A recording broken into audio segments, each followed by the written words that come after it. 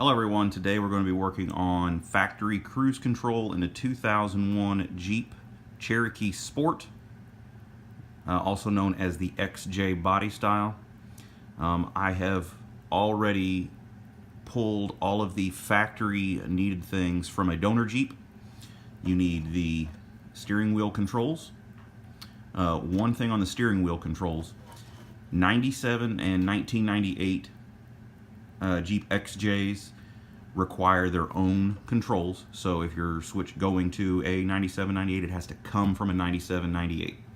If you're buying it on eBay or whatever, you need to pay attention to the numbers that are on the back of the controls. You'll see right here, you'll see these numbers on a 99, 2000, 2001 will have this with the asterisk AD. The 97, 98 will not. It's the same way on both of them. So I didn't have to worry about that because I pulled mine from a 2001 and it's going on a 2001. You need the steering wheel controls.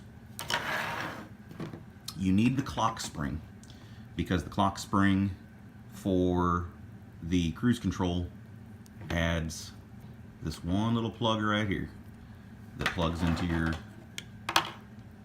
the steering wheel controls. And you need the control module from under the hood. It's bolted to the inside of the passenger side fender, right behind the battery, and then the fuse panel or relay panel is right here.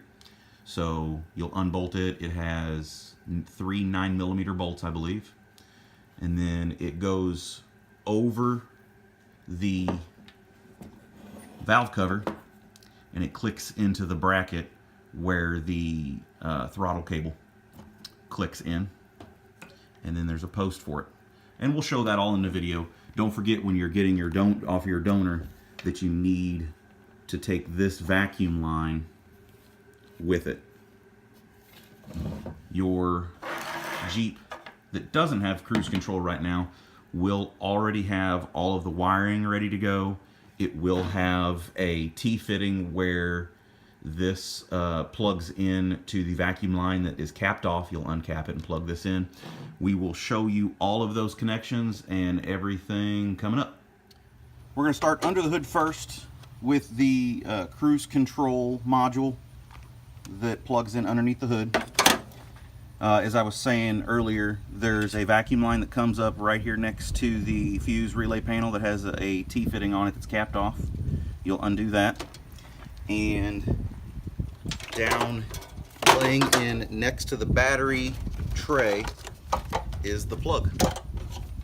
Already ready to go for you. And in the inside edge of the fender here are the holes that the bolts mount up to for this. Looks like this body only has 2 of the holes, but that's okay. So we're going to bring our wire up and out of the way. Go ahead and pull this fitting off. Just a rubber cap that goes on the T. That way that's all ready to go once I get this put in here.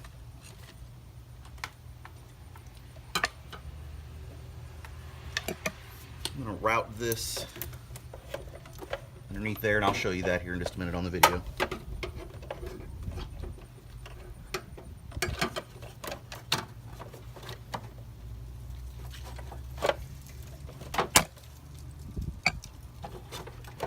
Okay. 9mm.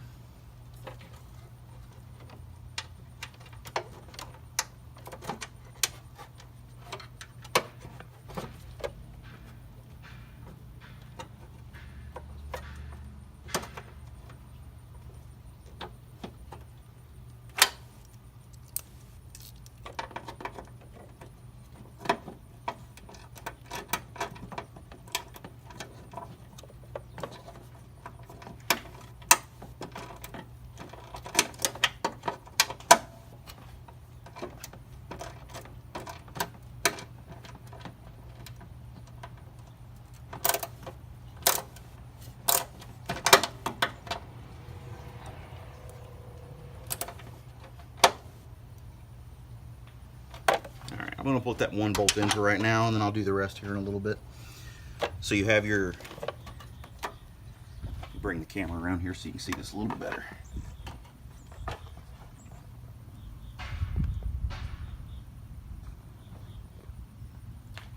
You have the vacuum line that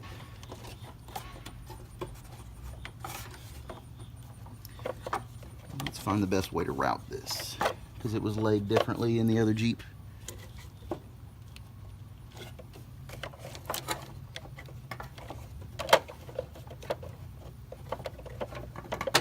Go here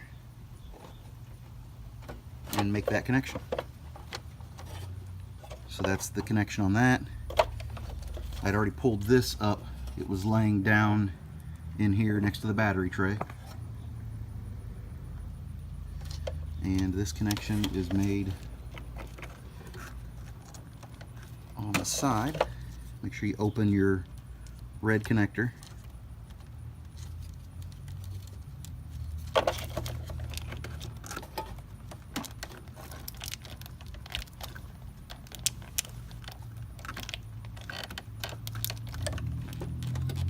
And get the good connection there. Alright, so now we're going to go back up top.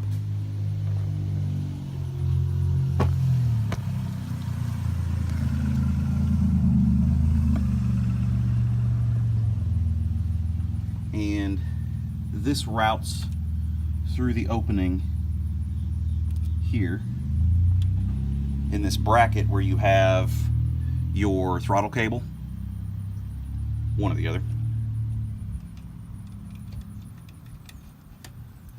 It just clicks in, and then on the tip of this it snaps on,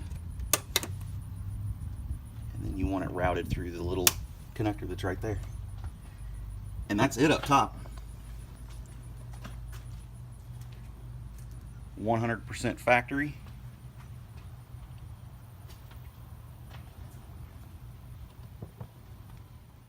We are inside the Jeep Cherokee XJ now. I have the steering wheel controls that will go in place of these here. I do believe on a 97, 98, this whole setup right here is different. So when you're getting the donor, you need to make sure you take the airbag and the controls, because on one that doesn't have it, 97, 98, the airbag and this is all one piece. So make sure you get the airbag off of your 97, 98. 99, 2000, 2001, it's set up just like this, and they changed it around.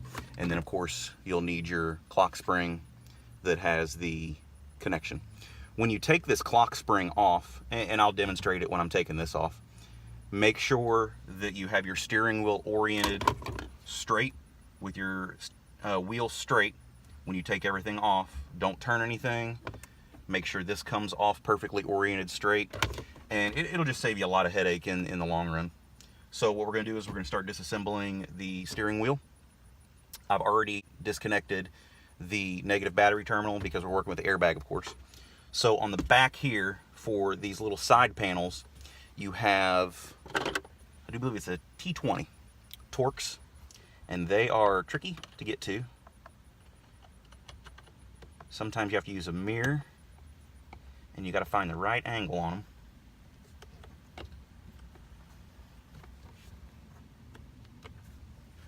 Go to this one first.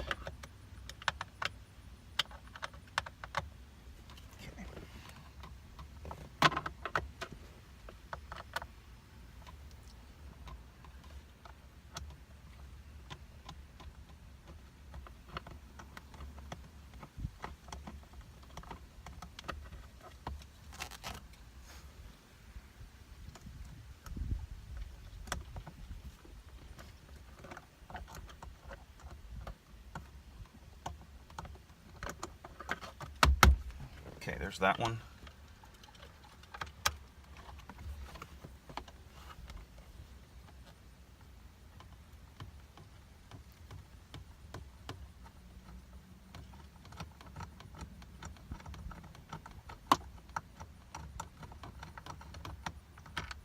Okay, one of the screws came out. As you can see, it's a small Torx bit. Alright, so these are loose now. Then you need, for the 2 bolts that come in here and on the other side, for the airbag, it's an 8mm. You can use a socket, you can use a nut driver. Oh, that bolt just fell out for me. Couldn't get it to come out.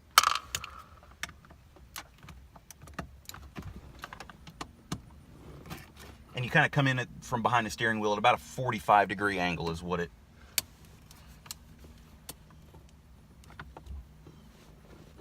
Man, that one does not want to break loose. There it goes. Just be careful with your blinker on the other side and your windshield washer, your windshield wiper levers.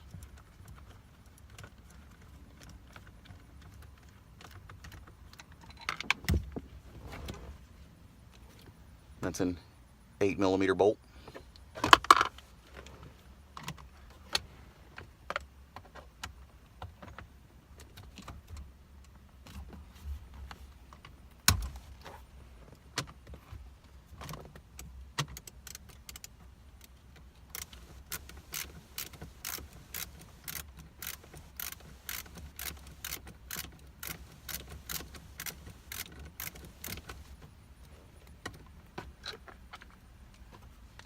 And the second 8mm bolt.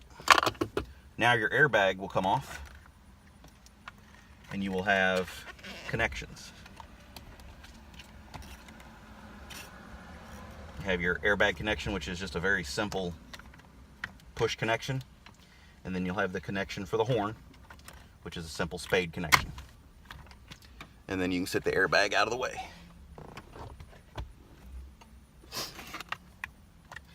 And inside this, coming off the clock spring, you only have 2 wires. That's why you need the clock spring from the Jeep that has the cruise control, because it includes the control wires for it. Now we're going to remove the 2 little pieces here, which take the place of the cruise control panels.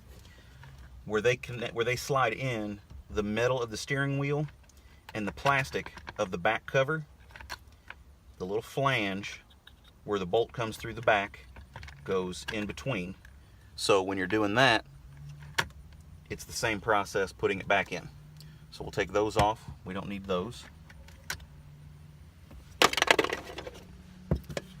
And that's where these will go, but we'll do those here at the end. So you're going to need to get a steering wheel puller. You can rent them at AutoZone, O'Reilly's, just about anywhere that rents tools. Your bolt for the steering wheel is 21mm. Again, remember to keep your steering wheel straight up and down, your wheels pointing forward.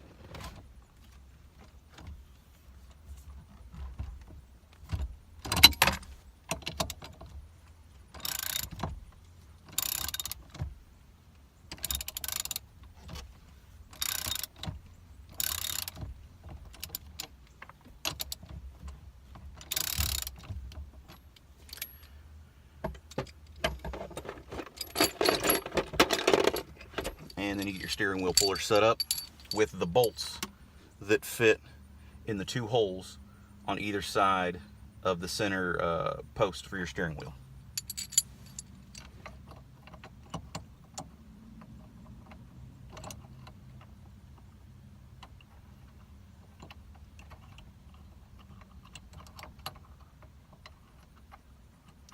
And then you want to get those threaded in good.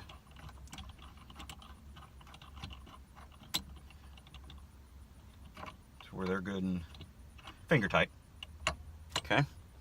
And then the bolt in the middle of this steering wheel puller from AutoZone is 16mm.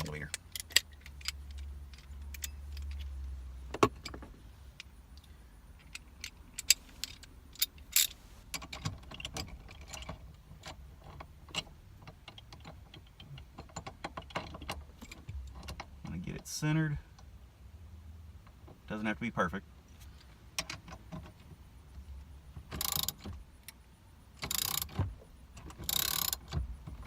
Just enough pressure to pop the steering wheel loose off that post.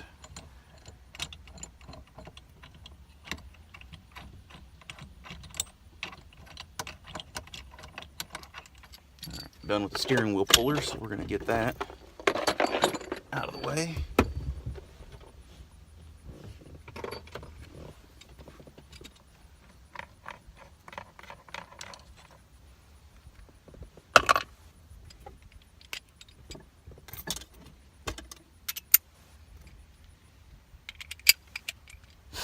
Alright, now the steering wheel comes off, and then your wires go through this rectangular opening. And there's your steering wheel. You'll need that. So we're going to keep that. Of course, the steering wheel will move everything out of the way. And then you have your clock spring. To get to the clock spring, you have to take apart the upper and lower parts of the steering column. For there you have 3 Phillips head screws. You have one here, one right here, and there's one back here. We'll get that one first. I suggest using a longer screwdriver, Phillips head.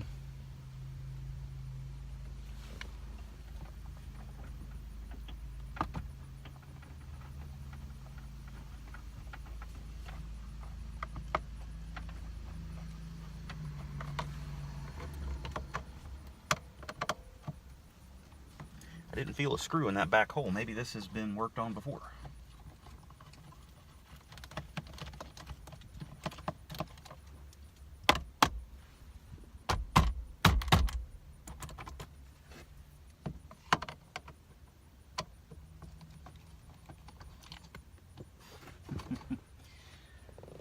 And there's the screw.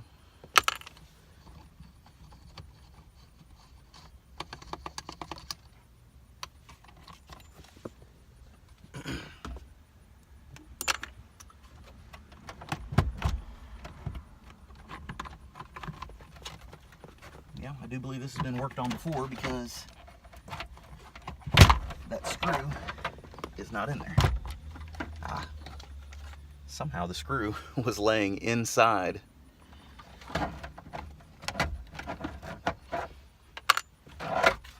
Okay.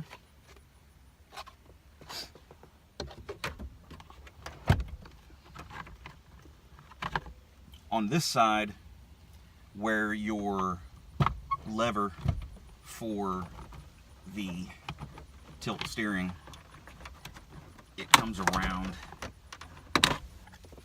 It comes around the lever, so when you're pulling up on it, it wants to pull that lever back, so you have to make sure you get this around the lever before you start pulling this off, or you'll break this tab off right here really bad.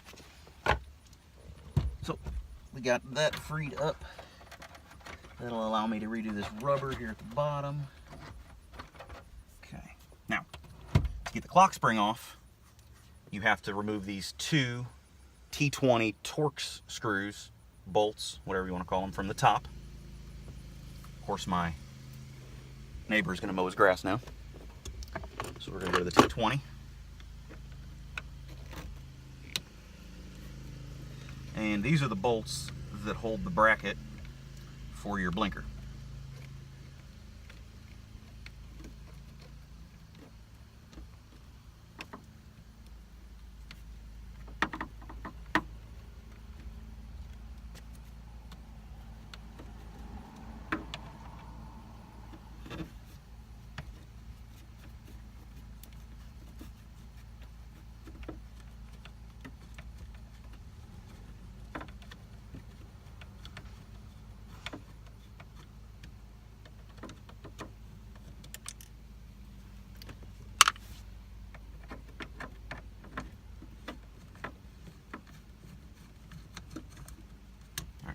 This one is captured by this lock washer underneath. All you need to do is be able to lift this up. So this screw, it's not captured. Just set it out of the way so you don't lose it. On the very top, we're going to move this out of the way. On the very top, there is a clip, a plastic clip. I'm going to show you on this other one. On the top, there's a plastic clip. And then on the bottom of it, there is a plastic clip. I broke this one, so be mindful of it. They're very, very fragile. So you just barely, and then you catch the bottom one. Now remember, your orientation of this one isn't going to matter. It's the orientation of the other one. So bring it out off of the steering column, and you have two connections. You got the off-white one, and then you have a yellow one. The connection pulls out, and here's your difference.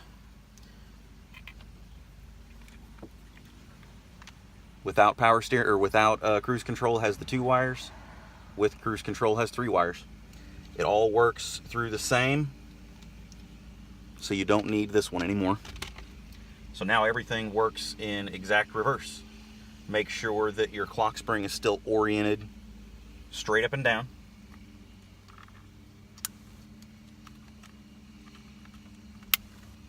Make your connections.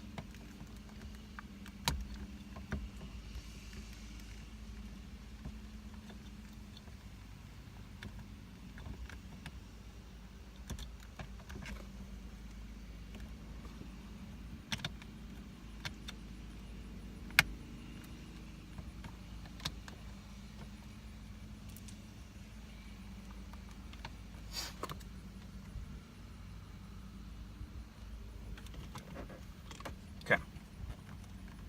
Now we got our clock spring in place. We can put the blinker control module back into place.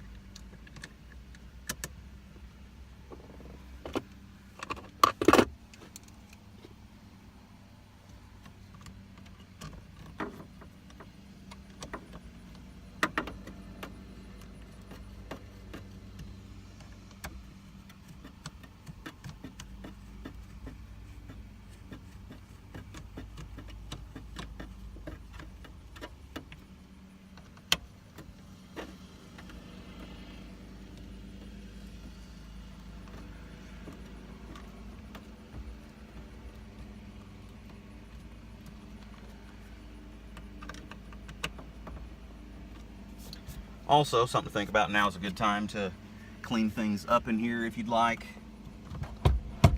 This Jeep was relatively clean, the other one, not so much.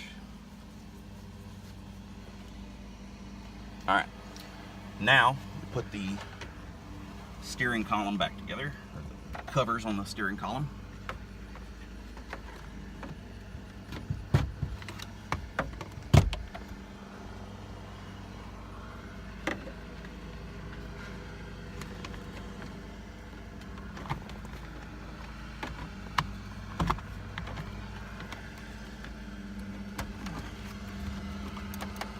In my opinion, this is the trickiest part of doing this.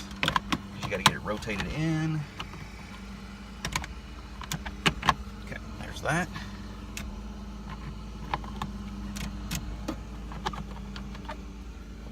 We're inside the rubber.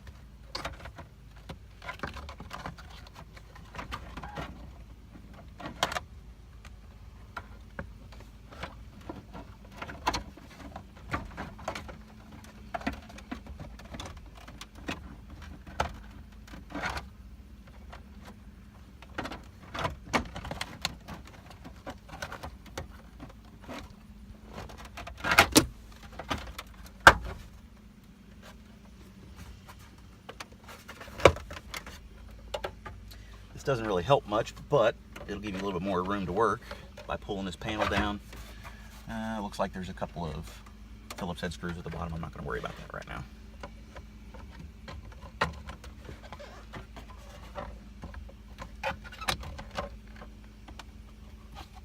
Yeah, taking that down definitely helps get this back into place.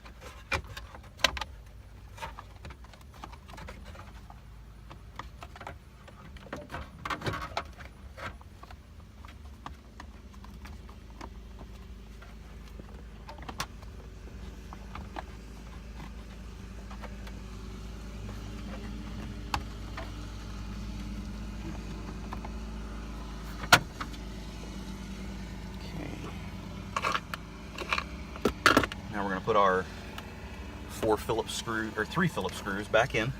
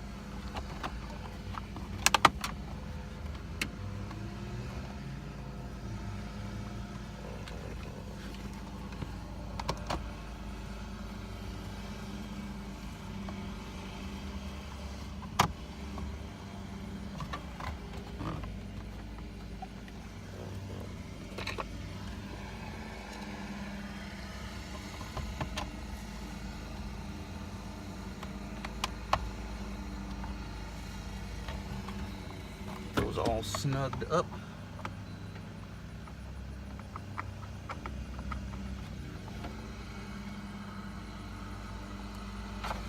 All right, now we're ready to put our steering wheel back on.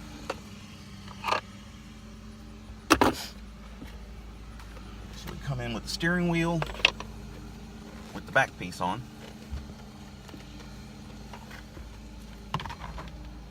Like that. And you want to route all your wires back through the rectangular opening. And you want to get your steering wheel back on straight. Okay. I'm going to go ahead and put the bolt back on for the steering wheel and tighten that down. Again, that's, you can see it, 21 millimeter.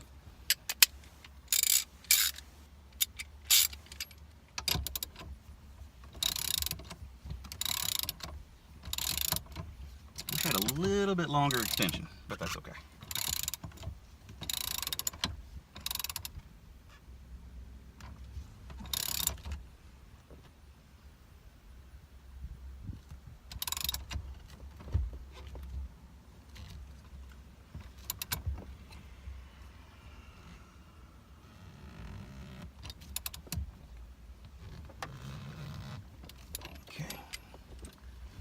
There's the steering wheel. Now we're going to bring in our cruise controls. And again, the metal of the steering wheel and the plastic of this back, the tabs go in between. So put those in there. And we'll go ahead and insert the screws that put those together.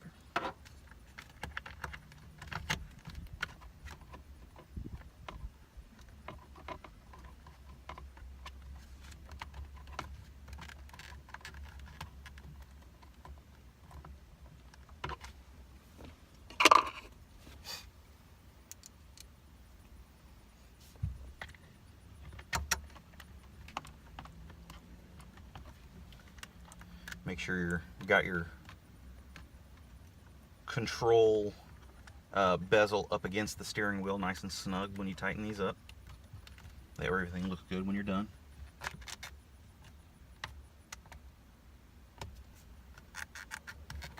good. All we have left is the airbag. So you can go ahead and plug this in.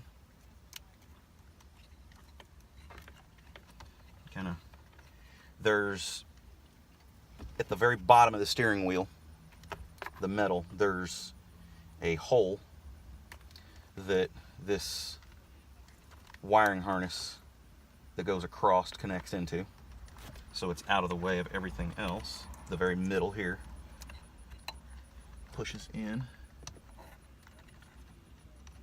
That way it stays out of your airbag wiring, and this pushes into one of the holes on the left side of the steering shaft to keep it out of the way.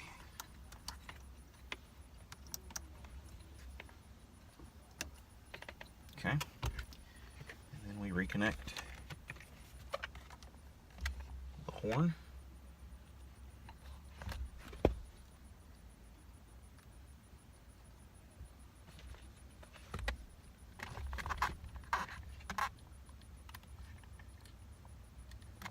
And then slide the connection back over it.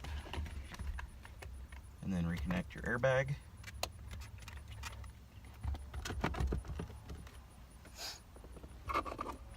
And then those go back in with the 8mm bolts.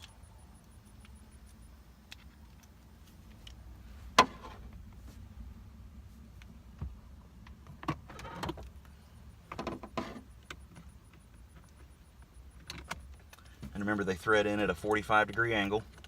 Don't want to cross thread these.